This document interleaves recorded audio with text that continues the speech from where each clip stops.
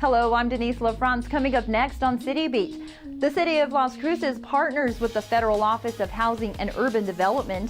We'll show you how one resident is benefiting. The Oregon Mountains Desert Peaks is America's newest national monument.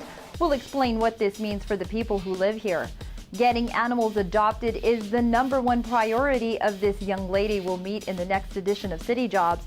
And speaking about pets adoptions, in this month's AFTA, we'll meet a key player in the Coalition for Pets and People, an organization created to help reduce euthanasia.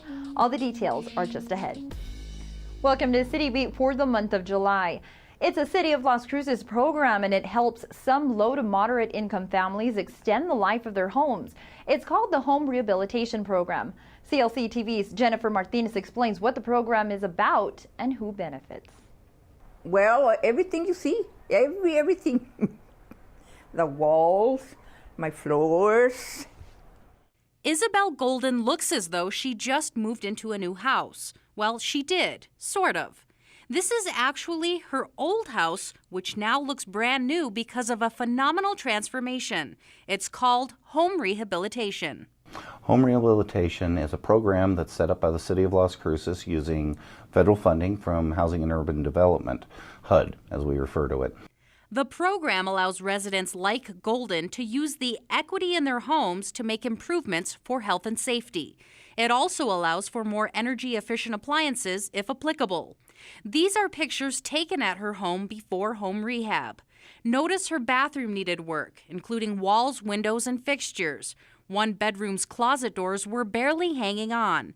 And look at her kitchen cabinets and countertop. Oh, and this is another shower through one of the bedrooms. Well, it starts by people filling out and submitting a pre-application. At that point, we put them on the waiting list. We're as diligent as possible in making that waiting list as short as we can.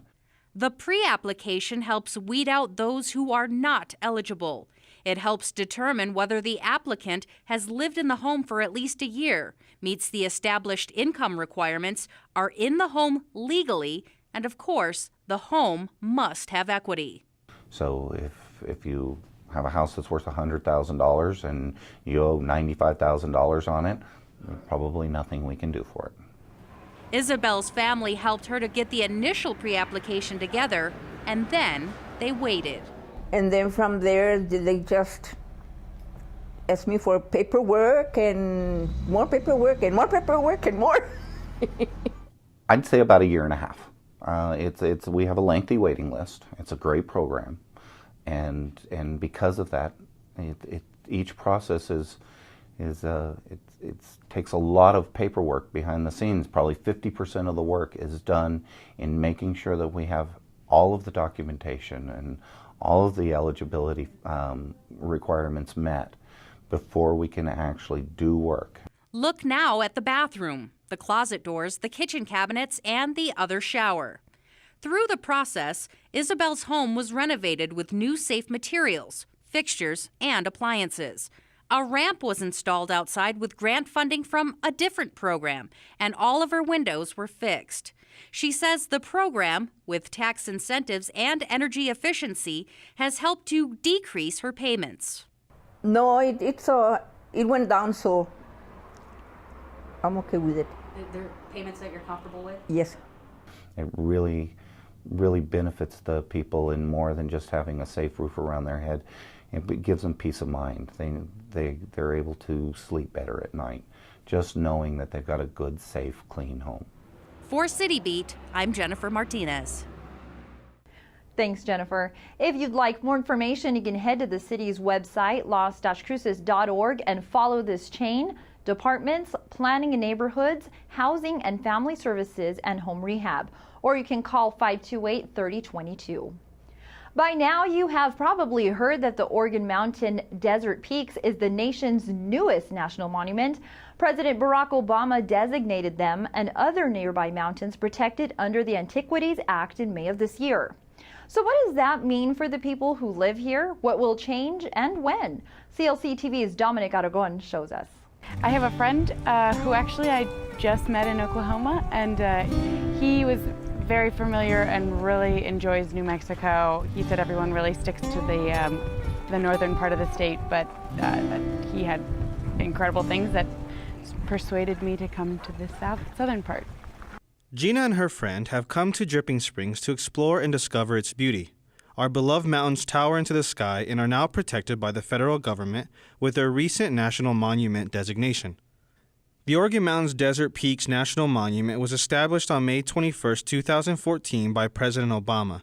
The monument includes almost 500,000 acres of land in 4 district areas: the Organ Mountains, Desert Peaks, Portillo Mountains, and Doniana Mountains. How did this happen and what does it mean? Bill Childress has answers to our questions. Well, 2 things occurred. There was a citizen's proposal for a national monument that was vetted through a citizens group to try to promote the establishment of a national monument. And then, of course, Senator Heinrich and Udall, they teamed together and introduced legislation. And through the course of that legislative process, the President, with the Secretary of Interior, made a decision to establish the national monument through proclamation. We have all grown accustomed to our beautiful mountains and deserts. So what is going to change for those of us who enjoy our visits to these new monuments? Right now, probably not anything, because we're working to establish monument signs at various vantage points along the national monument. It's 4 distinct areas, so we have a lot of different access points, and what we're trying to do is evaluate which access points immediately we should sign to establish the national monuments. Yet, in time, things may change, but not as drastically as some fear. I expect things to change. I can't be too pre-decisional on that because we will be required to do a land use management plan, a resource management plan. That'll take about 5 years, and we'll make some of those decisions, because what we'll look at is what things we can do to enhance the interpretive and recreational opportunity to visit our vast national monument.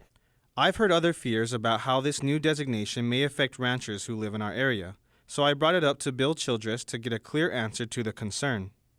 Well, they aren't losing any privileges to graze on public lands. And once again, we're going to embrace the proclamation language in terms of using existing laws, regulations, and policies to administer grazing, and we have that in place today. We do health land assessments, we do 10-year permit renewals, and we lay out stipulations. Sometimes they change over the years, but we will honor those. It appears that our beautiful surroundings are now protected and will be here for the long haul, for our children and grandchildren to enjoy, and even for those who have decided to come in from out of the state to see our new monuments up close. I mean, I guess I was surprised, obviously, coming closer to see how much bigger they really were, but that shouldn't be a shock, I don't think. I thought it was really interesting how there's this one portion right here that's a little more sawtooth. For City Beat, I'm Dominic Aragon. Thank you, Dominic. You can learn more about the designation from the Bureau of Land Management and see a map of the designated national monument from their website. Go to blm.gov/nm. Did you attend the city's 4th of July celebration at the Field of Dreams? We want to know your thoughts about the move and the music. The city of Las Cruces is using a new interactive online tool called Mind Mixer to get your feedback on a variety of topics.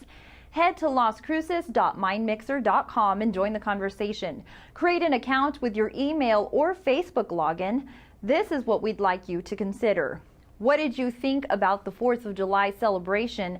Did you like the new location? And what type of music are you interested in? Your feedback is very important and can be used to plan 4th of July celebrations in the future. Please submit your responses by July 31st. If you watch CLC TV regularly for live city council meetings or attend city council meetings in the chambers, this next young lady will look familiar. Alec Steinmetz helps the Animal Service Center of the Mesilla Valley get animals adopted. Here she is in this edition of City Jobs. Yeah, okay, so this is our office. We always keep a dog up here, of course. This is Leroy. He's our office dog, and he's an escape artist. Come on. My name is Alec Steinmetz. I'm an office assistant on the adoption side at the Animal Service Center of the Mesilla Valley here in Cruces.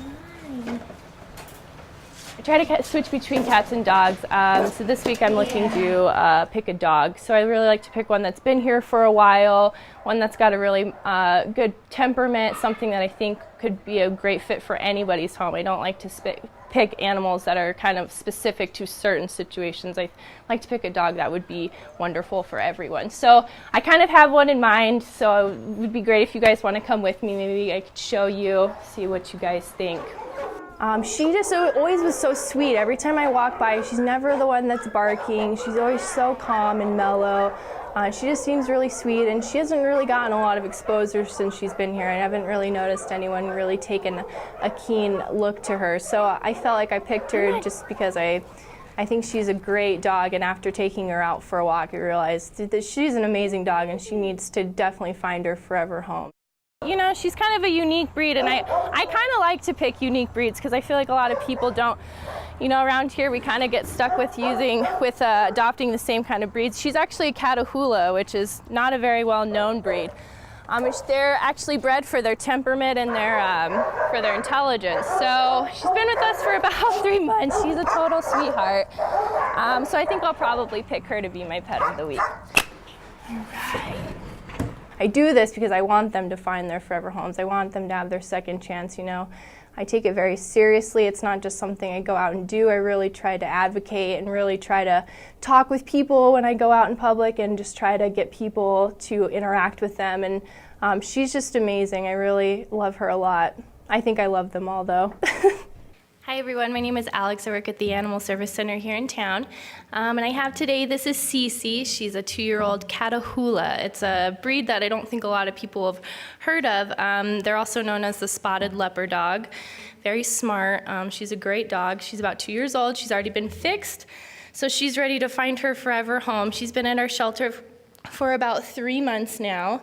And she's just got a really calm temperament. She's not really one that ever barks. She never really gets too crazy. She's just a sweetheart. As you could see, she was sitting in my lap before I came up here. So needless to say, she's not a ferocious dog by any means. So if you guys are looking for a family pet, if you're looking for a new friend, companion, we have lots of animals at the shelter that could really use wonderful homes. We're always open on the weekends, 12 to 5, weekdays 12 to 6. So if you guys are interested in maybe coming and checking out what we have, rest assured we probably have any animal that you are looking for. Thank you so much. Good girl. If you'd like more information on the Animal Service Center of the Mesilla Valley or for information on adoptions, you can call them at 382-0018. The city's Parks and Recreations Department Tykes and Spikes flag football season will begin in late August. What you need to know to get your kiddo signed up and a lot more just ahead in our City Minute. Tykes and Spikes registration for pre-kinder, kindergarten, first, second grades, third graders, and fourth graders continues through Saturday, July 26th for returning teams and Saturday, August 2nd for individual registration. Games begin the week of August 26th. For more information, please call Mearshart Recreation Center at 541-2563.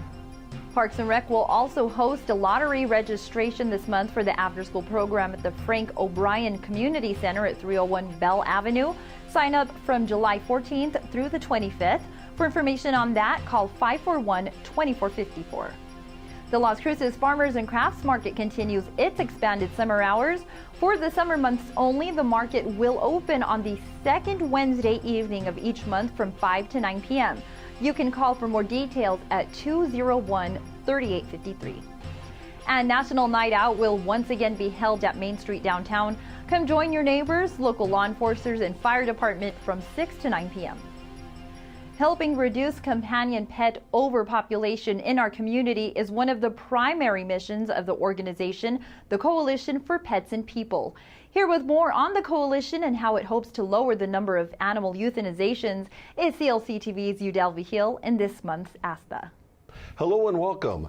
Our guest for this edition of ASTA is Elaine Stacaro with the Coalition for Pets and People. Elaine, thank you for joining us. Thank you. Let's begin with what is the Coalition for Pets and People and why was it formed? The Coalition for Pets and People coalesced, as it were, at the beginning of 2012. It is a group that consists of government agencies animal welfare organizations, and just interested people who have come together to address the enormous problem of companion animal overpopulation in Doña Ana County and the consequent euthanasia of thousands and thousands of healthy animals. The group came together because it's not a problem that just one agency or group can address. The Animal Services Center can't do it by itself, nor should it do it by itself. It's a community problem, and we have brought together as many stakeholders to the table as we can. And then how do you plan to accomplish what it is you're trying to do here? Our main goal is the 0 in 7 initiative.